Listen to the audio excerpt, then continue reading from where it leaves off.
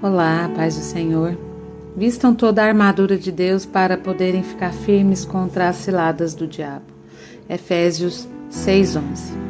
A leitura bíblica de hoje, assim como o restante deste livro, relatam as vitórias dos israelitas liderados por Josué sobre os povos que habitavam o território de Canaã, cuja posse Deus tinha prometido a Israel. O tempo todo vemos como o Senhor estava ao lado de seu povo, cumprindo suas promessas. Talvez alguém ache que esses relatos sejam violentos demais. Mesmo que esse fosse o tipo de conquista e ocupação praticado na época, as guerras dos israelitas eram diferentes. Sem a direção do Senhor, não havia qualquer garantia de sucesso. No caso das lutas em Canaã, Deus queria que o povo confiasse apenas nele, exterminando o povo nativo com tudo o que ele tinha, para que a idolatria destes não os contaminassem mais tarde, e os israelitas não lutassem por riquezas materiais.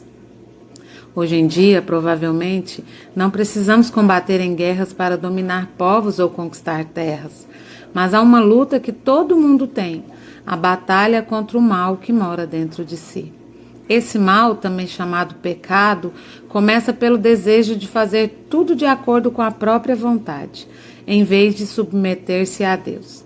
Essa é uma guerra que, para ser vitoriosa, precisa ser conduzida debaixo da liderança do Senhor, usando as armas que Ele nos dá. O contexto do versículo em destaque, Efésios 6, do 11 ao 17, explica que a nossa luta não é contra seres humanos, mas as forças espirituais do mal que dominam este mundo. Portanto, as armas que funcionam não são fuzis, espadas ou lanças, mas verdade, santidade, entrega de vida a Jesus, dependência de Deus e de sua palavra e oração. Essa luta dura enquanto vivermos, mas felizmente a terra prometida pela qual batalhamos não se limita a uma vida íntegra aqui.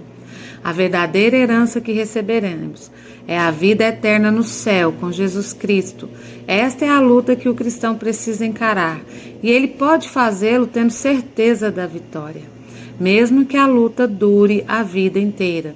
Com fé em Deus, podemos ter certeza da vitória com Jesus. Amém? Que o Senhor Jesus te dê um dia abençoado. Um abraço. A paz do Senhor. Ao Senhor teu Deus adorarás. Mateus 4:10. Todo judeu aprende muito cedo que o Senhor seu Deus é o único Senhor. Isto é fundamental na sua religião. Os judeus não admitem imagens ou outros quaisquer objetos que poderiam tornar-se ídolos para serem adorados. Jesus também, desde a infância, foi instruído para adorar exclusivamente ao Deus verdadeiro. Porém, não foi apenas a educação religiosa transmitida pelos seus pais terrestres que o inspirou a censurar a afronta do diabo. Imagine a audácia de Satanás ao sugerir que Jesus se prostrasse diante dele e o adorasse. Jesus Cristo estava convicto de sua missão, já tinha ouvido a aprovação do seu Pai Celestial. Este é o meu Filho amado, em quem me comprazo. Mateus 3,17. Jamais dividiria sua lealdade. Fazer a vontade de seu Pai era a sua sublime missão. Toda adoração prestaria a Ele e só a Ele. Adorar é um verbo que sugere suprema veneração e reverência. Na linguagem popular, nós o empregamos em sentido mais lato. Mas desde os meus dias de ginásio, só tenho podido usar o verbo adorar em relação a Deus. Tive um professor de literatura que possuía um vocabulário riquíssimo e sempre nos ensinava a escolher os termos próprios para cada sentido.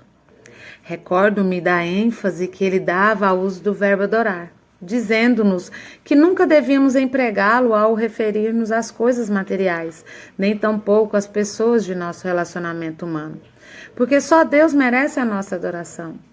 Usou como ilustração alguém falando, eu adoro sorvete. E mais tarde, a mesma pessoa dizendo, eu adoro a Deus. Replicava ele, isso é ridículo. Onde está a diferença no sentido de adorar o sorvete e ao mesmo tempo adorar a Deus? Não sei quantos alunos aprenderam com esse professor a lição, mas, quanto a mim, nunca pude empregar o verbo adorar em relação a coisas. O importante, no entanto, não é o uso correto do verbo adorar, mas o exercício da nossa fé. Jamais será aceito o nosso culto a Deus se não for total. Amemo-lo de todo o nosso coração, de todo o nosso entendimento e de todas as nossas forças. Amém? Que o Senhor Jesus nos dê um dia agradável na presença dEle e que nós possamos adorá-lo sempre, não só de boca, mas de vivência, que nós possamos viver Cristo e adorar o Senhor. Amém? Deus abençoe. A paz do Senhor, só a Ele servirás. Mateus 4:10. A ordem é sempre a mesma. Primeiro a adoração, depois o serviço.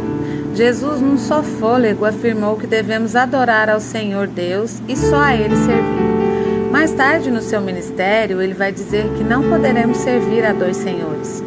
Ou haveremos de odiar um e amar o outro, ou nos dedicar a um e desprezar o outro.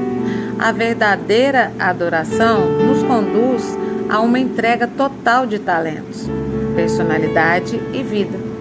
Por isso nos faz mister um culto sincero de louvor e adoração, tanto na vida particular como também na família da igreja. Os grandes homens de Deus confirmaram o fato de que quanto mais serviço estivesse à sua espera, mais horas precisavam gastar na presença de Deus. Estamos vivendo dias de 1001 atividades. Mesmo nas igrejas, nunca houve tanto ativismo como nos dias atuais. Programas variados, conflitos de horários, face às múltiplas atividades. Tudo em nome do serviço cristão. Devemos parar de quando em vez para fazer um exame sério e avaliação desse serviço. Estamos servindo a Deus e a Ele só? O trabalho edificará o corpo de Cristo? Exaltará o nome do Senhor?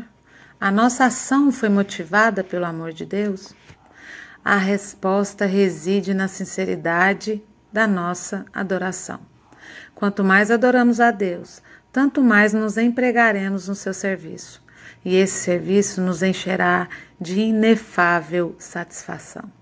O serviço que Jesus prestou à humanidade custou-lhe a vida, mas não lhe tirou a satisfação. Satanás pretendia oferecer-lhe um serviço fácil, sem sacrifícios pessoais e com muita aclamação popular. O mestre o repreendeu, preferindo o caminho difícil, porém cheio de bênçãos, porque era o serviço do Rei Eterno.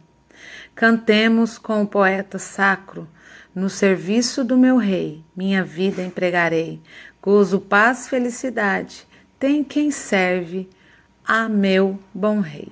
Cantor cristão 410. Deus tem que ser o nosso alvo de adoração. Jesus Cristo é o nosso alvo de adoração. O Espírito Santo é o nosso alvo de adoração. Vamos entregar a nossa primícia para Ele. Vamos entregar os primeiros horários do nosso dia para o Senhor, como adoração.